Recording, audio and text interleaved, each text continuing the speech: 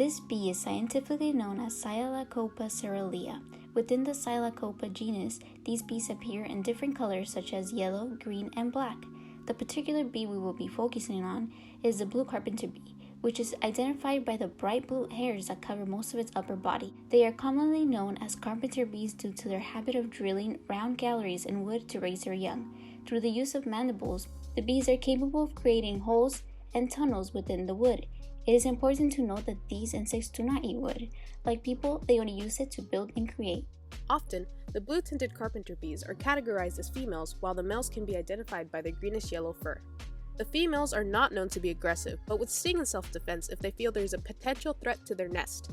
The males, on the other hand, may appear territorial and aggressive, but will not sting thanks to their lack of stinger. In addition, unlike many other bee species, carpenter bees are less likely to sting since they have no hives to protect. The blue carpenter bee has 4 stages in its life cycle, that is egg, larva, pupa, and adult, which takes about 7 weeks to be complete. The female lays her eggs, and the soon-to-be mother makes a hole in a wooden object. She drills for 2 inches before she makes a right-angle turn, then drills for another 4 to 6 inches, where she lays her eggs. She then makes a brood cell for each cell, puts food therein, and seals it up. In the larval stage, the larva emerges once the egg is hatched. The larva lives on the food the mother kept in the brood cell. The food is a mixture of pollen and regurgitated nectar, and it is known as bee bread. In the pupal stage, the larva develops into an adult. Bees are excellent pollinators who portray communal breeding or lack polygyny.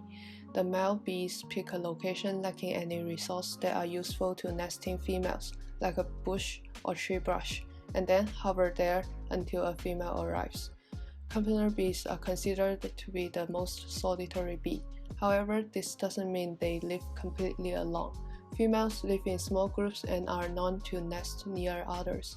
When females look for a new nest, they divide chores among themselves and feed the rest of the group. Several can do foraging and nest laying. Unfortunately, they cause lots of tree damage from the holes they dig.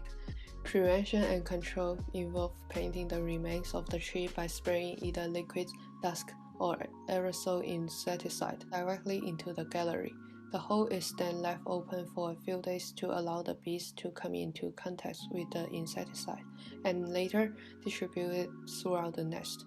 Then seal the nest using carpenter glue or any other suitable sealant.